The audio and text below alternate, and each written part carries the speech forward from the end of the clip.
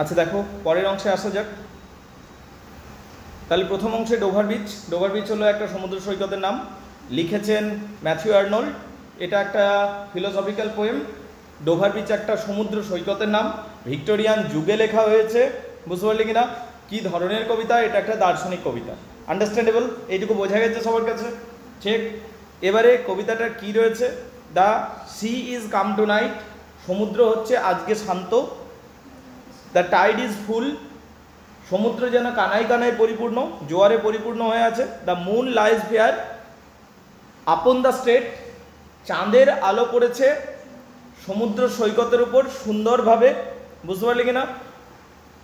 On the French coast the light gleams and is gone, French কোস্টের ওপর, French কোস্টের দিকটাতে আলো মিটমিট করছিল এবং আলোটা চলেই গেল, আলোটা চলেই গেল। The cliff on England stand, ইংল্যান্ডের দিকে যে পাহাড়টা, খাড়া পাহাড়টা দাঁড়িয়েছিল সেটা গ্লিমারিং, চকচক করছিল। ইংল্যান্ডের দিকে একটা খাড়া পাহাড় দাঁড়িয়ে আছে, গ্লিমারিং, সেটা চকচক করছিল। And the vast out in the tranquil bay, ওখানে একটা বিশাল বড় সমুদ্র রয়েছে, বিশাল বড় সমুদ্র রয়েছে। সমুদ্রটা কেমন? ট্র্যাঙ্কুয়েল, শান্ত, শান্ত সমুদ্র রয়েছে। আর ভাস্ট, সমুদ্রটা হচ্ছে ভাস্ট। বলো বুঝতে পারলে কিনা? তাহলে ইংল্যান্ডের দিকে একটা খাড়া চাট্টান আছে এবং একটা বিশাল সমুদ্র শান্ত হয়ে চকচক করছে। ক্লিয়ার না? ক্লিয়ার নয়? এটা পড়ালাম এতটা, এর মানে পড়ানো হয়ে গেছে, এরপরে ভেঙে ভেঙে যাচ্ছি আমি।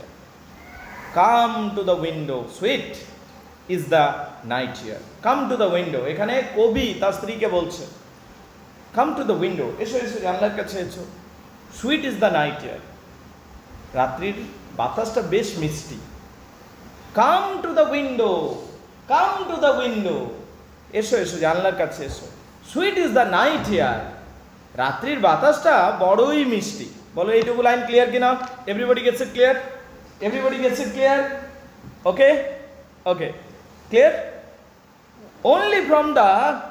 only from the long lines of spray, দেখো only from the long lines of spray, long lines of spray মানে কি? লং লাইনস অফ স্প্রে মানে কি? লং লাইনস অফ স্প্রে মানে হচ্ছে একটা লম্বা দাগ দেখা যাচ্ছে ফেনার। স্প্রে মানে ফেনা, স্প্রে উড়াস না মানে কি? ফেনা উড়ে। স্প্রে মানে ফেনা, স্প্রে মানে ফেনা। এবার সমুদ্রকে যদি দূরের দিকে তাকাস দেখবে একটা লম্বা ফেনার দাগ দেখা যায়। বুঝতে পারলি কিনা? তাহলে লং লাইন অফ স্প্রে কি দেখতে পাওয়া যাচ্ছে?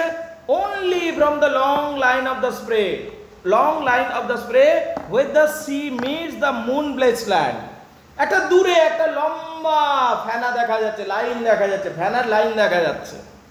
with the sea meets the moon blessed land, যেখানে যেন মনে হচ্ছে সমুদ্রটা, সমুদ্রটা where, যেখানে the sea, সমুদ্রটা মিট করছে, মিলছে মুন ব্লেস ল্যান্ডের সাথে, চন্দ্র আলোকিত ভূমিটার সাথে, বা চন্দ্র আলোতে স্নান করছে সেই ভূমিটার সাথে। দূরে একটা ফেনা দেখা যাচ্ছে এবং সেখানে মনে হচ্ছে যেন এই সমুদ্রটা কোনো একটা ভূমিতে মিশছে, যে ভূমিটা চাঁদের আলোয় আলোকিত, সেই জন্য moon bless land, moon bless land. দেখে নাও এইটুকু, এইটুকু দেখে নাও।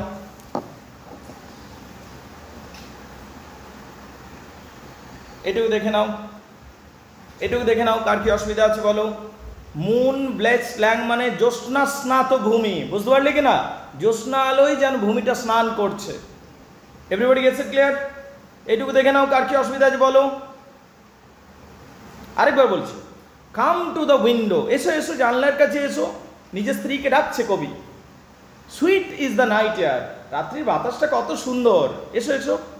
only the long line of spray, ওই দেখো দূরে একটা শুধু সমুদ্রের ফেনা দেখা যাচ্ছে। রাত্রিবেলা তো এমনি লাগে, সমুদ্রের ফেনাটা চকচক করতে থাকে। বুঝতে পারলি কিনা? যেন মনে হচ্ছে ওয়েট দ্য সি মিট, যেন সমুদ্র মিটছে, সাক্ষাৎ করছে বা মিলে যাচ্ছে দূরে। মুন ব্লেস ল্যান্ড, চন্দ্র আলোকিত ভূমিতে যেন সমুদ্র মিটিং করছে, ওই জায়গাটাতে মনে হচ্ছে। বলো বুঝতে পারলি কিনা? লিসেন, শোনো, লিসেন মানে শোনো।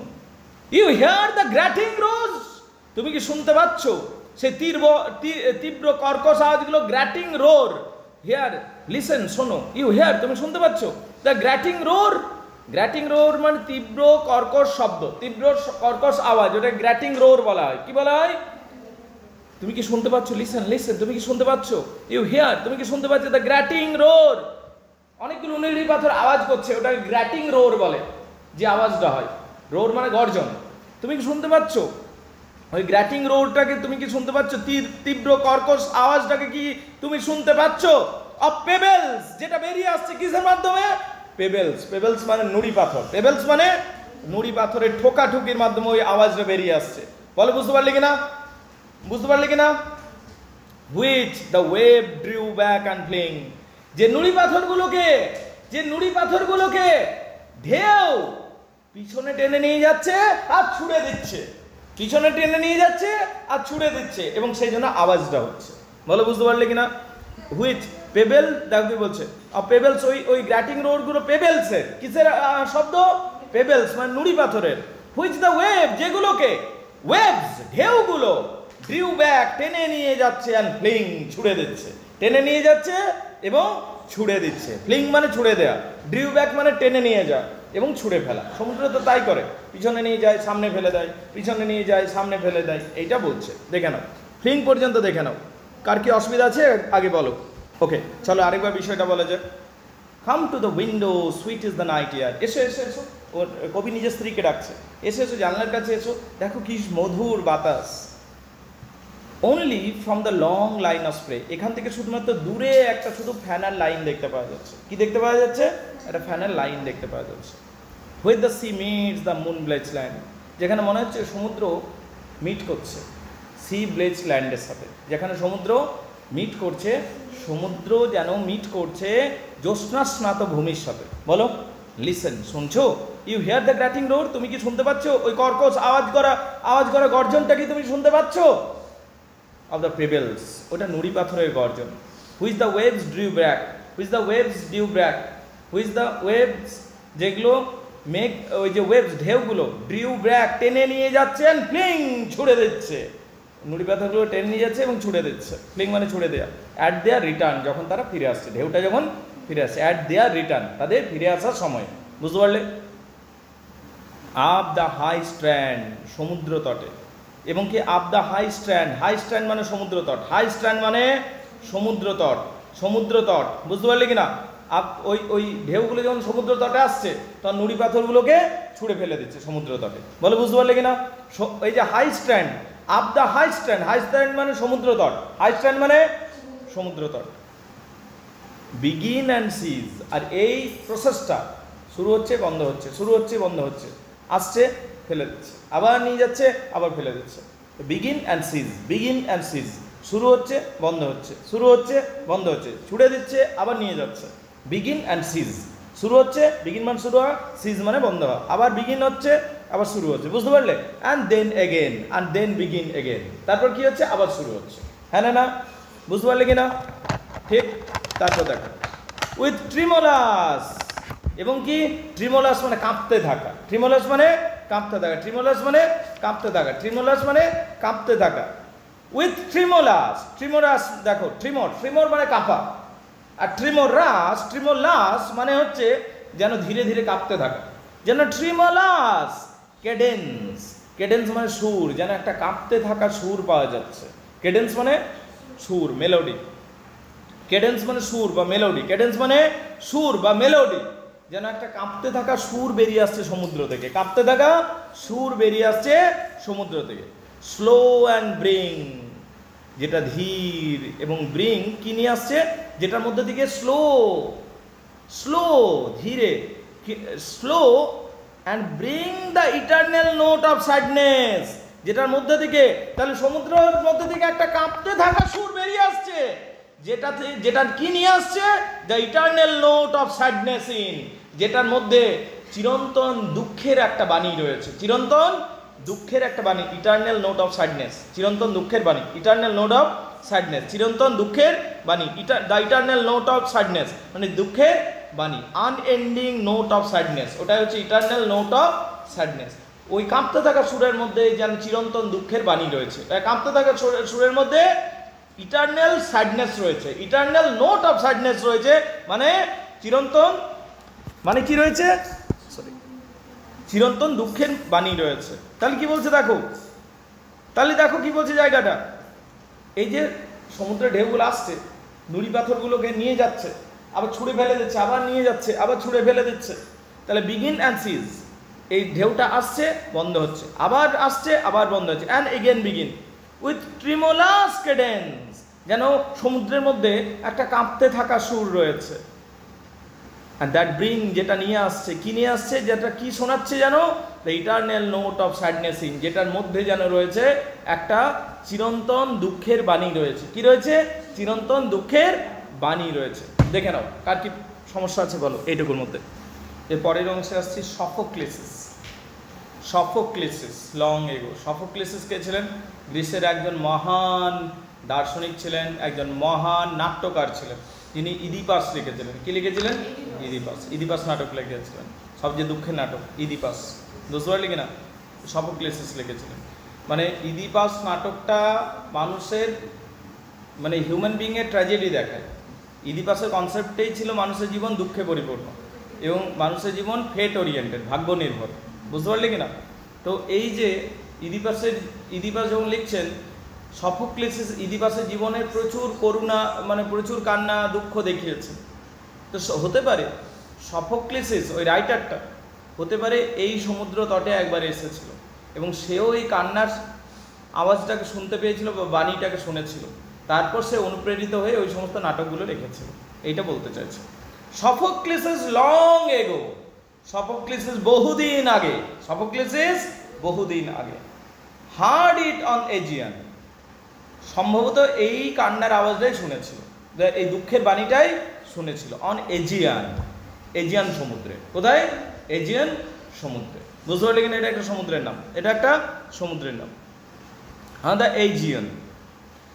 And it ব্রট into his mind, এবং এই কান্নার সুরটা বা এই দুঃখের বাণীটা যেটা সফোক্লেসিস বহুদিন আগে এজিয়ানে শুনেছিল, সেই দুঃখের বাণীটা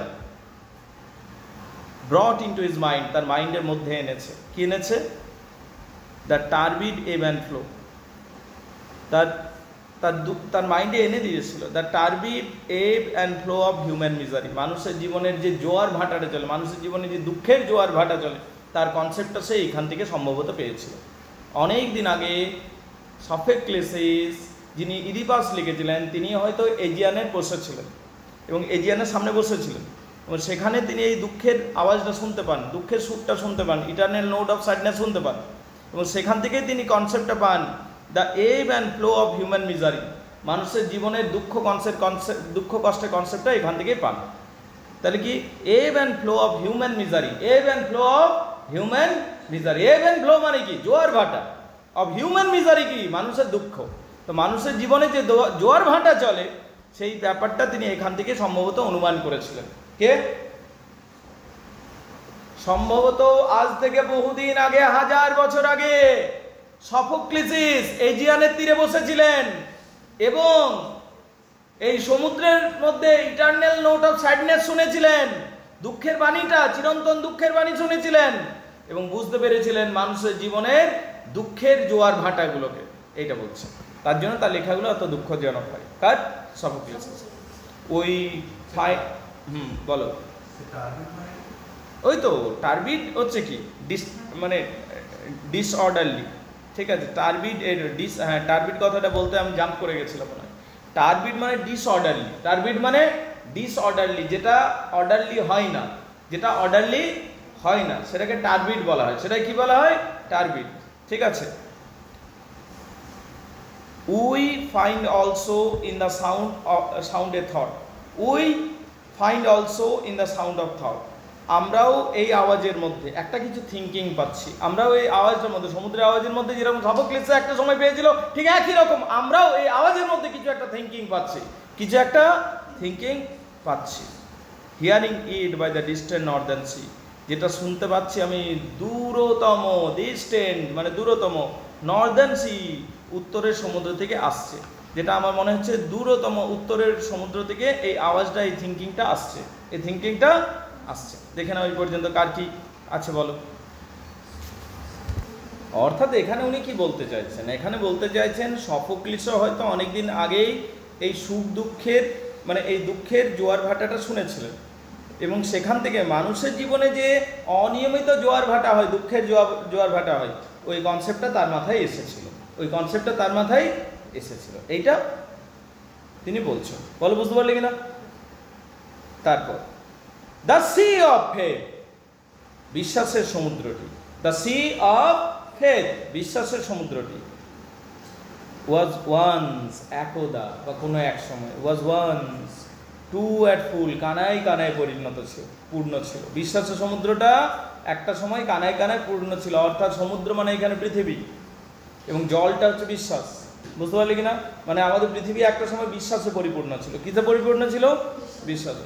মানে একটা সময় পৃথিবী এমনি ছিল, ধর রিয়া বলে গেল স্যার আমি কালকে আসবো, এবং কালকে 10টার সময় আসবো, এবার রিয়া আসতে 10:05 করে দিল, আমি রিয়া ও তো একটু দেরি করলো, 10টায় বলেছিল 10:05-এ, ও এসে ক্ষমা চাইবে যে স্যার আমার 5 মিনিট দেরি হয়ে গেল, এমনি এইরকম একটা ওয়ার্ল্ড ছিল।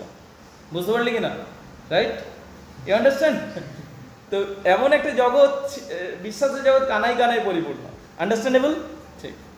তাহলে দেখ, দ্য সি অফ ফেথ, বিশ্বাসের সমুদ্রটা, was once too at the full, একটা সময় কানায় কানায় পরিপূর্ণ ছিল। বিশ্বাসের সমুদ্রটা কানায় কানায় পরিপূর্ণ ছিল। অ্যান্ড রাউন্ড আর শোর, অ্যাট ফুল অ্যান্ড রাউন্ড আর শোর, পৃথিবীর কিনারা পর্যন্ত সুন্দরভাবে সাজানো ছিল। পৃথিবীর প্রত্যেকটা কিনারায় সমুদ্র খুব সুন্দরভাবে সাজানো ছিল, যেন বিশ্বাস প্রত্যেকটা জায়গায় পরিপূর্ণ অবস্থায় রয়েছিল। পৃথিবী একটা এমন পর্যায়ে ছিল যেখানে বিশ্বাস কানায় কানায় পূর্ণ ছিল। বল, বুঝতে পারলি কিনা?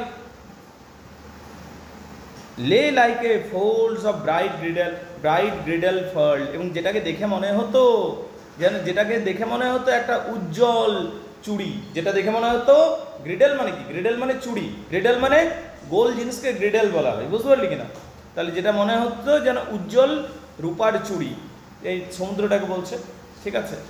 একটা সময় পৃথিবী কানায় কানায় পরিপূর্ণ ছিল বিশ্বাসের দৃষ্টিকোণ থেকে, যেরকমভাবে সমুদ্র কানায় কানায় পরিপূর্ণ রয়েছে এখন, যেন মনে হচ্ছে যেন রূপার একটা চুড়ি পরে আছে, রূপার একটা চুড়ি পরে রয়েছে, সার্কেল পরে রয়েছে।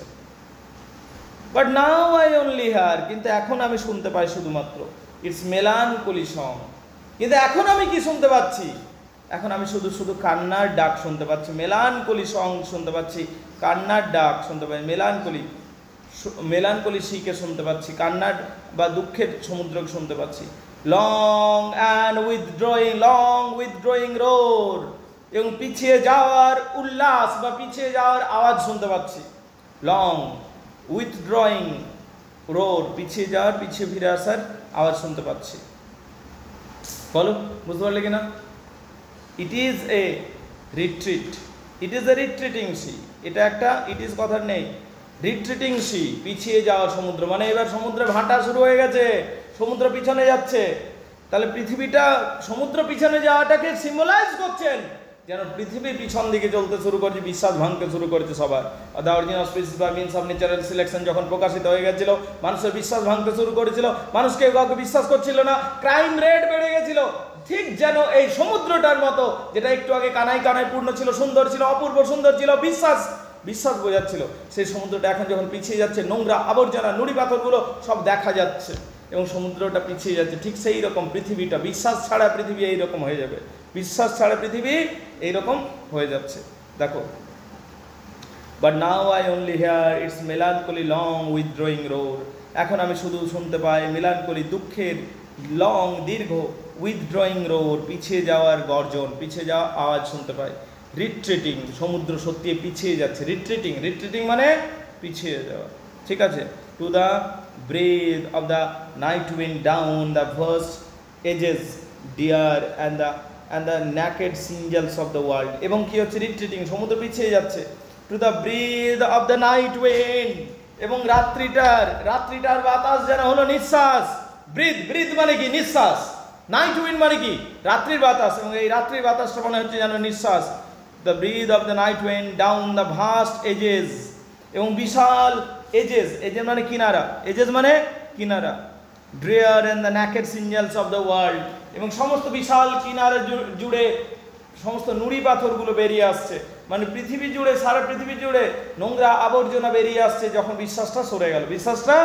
সরে গেল, সেইটা বোঝানোর চেষ্টা করছে। মানে এবারে ভাটা হতে শুরু করছে, নোংরাগুলো উঠে আসছে। তো কবি কল্পনা করছেন সেটাকে, যে যেন বিশ্বাসের সমুদ্র পিছনে চলে যাচ্ছে বা বিশ্বাসটা মানুষের উঠে যাচ্ছে, তো নোংরা আবর্জনা জিনিসগুলো বারবার উঠে আসছে পৃথিবীতে। বলো, বুঝতে পারলে কিনা? এইটুকু বলো, কামান, কার কি অসুবিধা আছে বলো? এই জায়গাটাকে আরেকবার বলি, হ্যাঁ।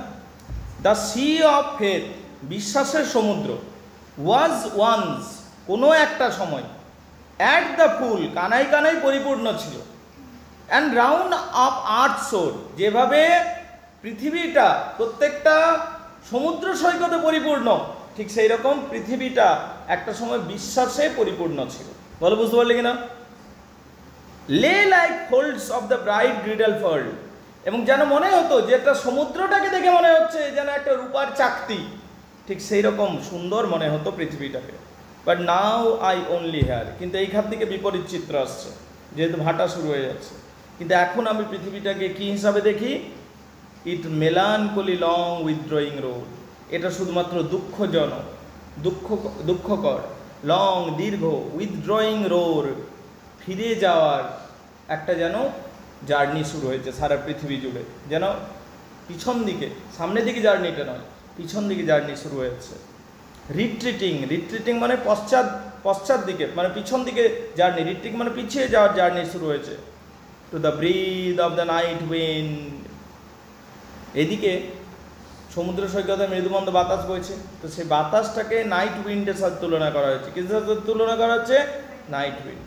Down the vast edges drear, down the vast edges, যেটা বিশাল, এজেস মানে কিনারা, ভাস্ট মানে বিশাল, এজেস মানে কিনারা, ড্রেয়ার মানে দুঃখ, সারা কিনারে জুড়ে শুধুমাত্র যেন দুঃখের প্রতিচ্ছবি দেখতে পাওয়া যাচ্ছে।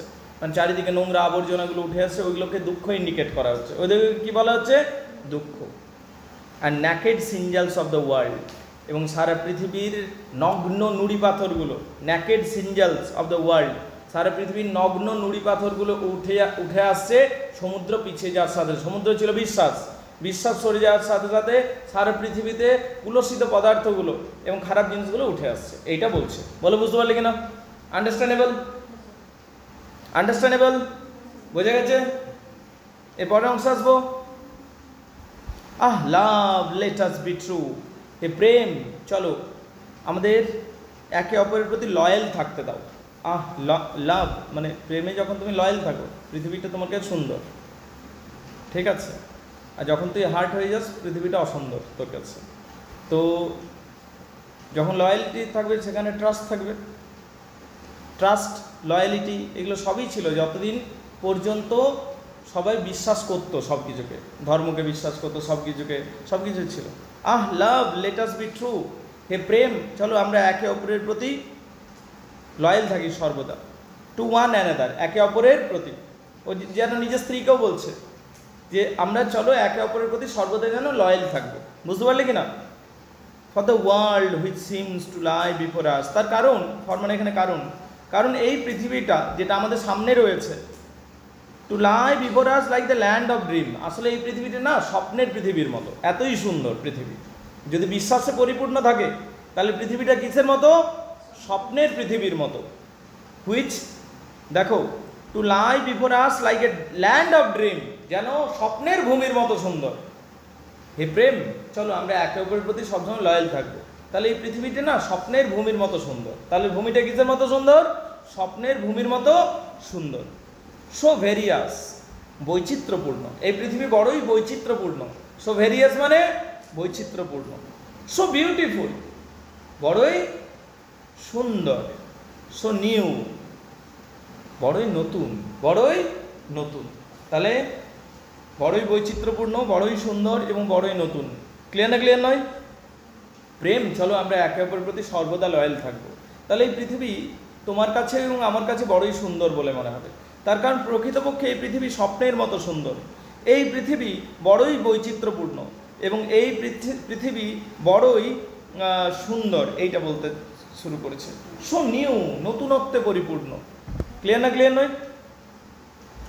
হ্যাথ রিয়েলি নেদার জয় নর লাভ নর লাইট, কিন্তু hath really neither joy nor love nor light nor certitude nor peace nor help for pains. কিন্তু যে নতুন পৃথিবী এসে গেছে, যে এই বিশ্বাসহীন পৃথিবী জন্ম নিয়েছে বা বিশ্বাসহীন পৃথিবী এসেছে, সেখানে কি আছে? না আনন্দ আছে, না ভালোবাসা আছে, না আলো আছে, না সার্টিটিউড নিশ্চয়তা, সার্টিটিউড মানে নিশ্চয়তা, না নিশ্চয়তা আছে, নর পিস না শান্তি আছে, নর হেল্প না সাহায্য আছে, ফর পেন দুঃখী মানুষের জন্য। কিন্তু এই নতুন পৃথিবী যেখানে বিশ্বাস নেই, সেখানে না কোনো আনন্দ আছে, না কোনো ভালোবাসা আছে, না কোনো আলো আছে, নর সার্টিটিউড না নিশ্চয়তা আছে, নর পিস না শান্তি রয়েছে, নর হেল্প না সাহায্য রয়েছে, আর তো ফর পেন দুঃখী মানুষের জন্য। বলো বুঝতে পারলে কিনা? কিন্তু বিশ্বাসহীন পৃথিবী কীরকম? বিশ্বাসহীন পৃথিবী হলো এমনই একটা জায়গা, বিশ্বাসহীন পৃথিবী হলো এমনই একটা জায়গা যেখানে না আনন্দ আছে, না ভালোবাসা আছে, না আলো আছে, না নিশ্চয়তা আছে। তাহলে world without faith has neither joy nor love নর লাইট নর সার্টিটিউড। বুঝতে পারলে কিনা? একটা পৃথিবী যেখানে বিশ্বাস নেই, সেখানে কোনো আনন্দ নেই, তখন সেখানে কোনো ভালোবাসা নেই, সেখানে আলো নেই, সেখানে বিশ্বাস নেই, নর পিস না শান্তি নেই, নর হেল্প ফর পেন সাহায্যও নেই, আর তো মানুষদের জন্য সাহায্যও নেই। বলো বুঝতে পারলে কিনা? Here we are here in a darkling plain, এটা শুধুমাত্র অন্ধকার জায়গা। তখন এবার চাঁদ সরে গেছে, বুঝতে পারলে? ভাটা চলবার সময় যেন মনে হচ্ছে এটা শুধু একটা ঘন একটা অন্ধকারের যুগ। কি মনে হচ্ছে? ঘন অন্ধকারের যুগ। আর সত্যিই তখন অন্ধকার হয়ে গেছে বলছে, এবং কি সমুদ্র পিছনে চলে গেছে, এটা গর্জন করছে, বলছে এইটা হলো বিশ্বাসহীন পৃথিবী, এইটা হলো বিশ্বাসহীন পৃথিবী। বিশ্বাসহীন পৃথিবী কীরকম? ঘন অন্ধকারের যুগ। বুঝতে পারলে কিনা? এবং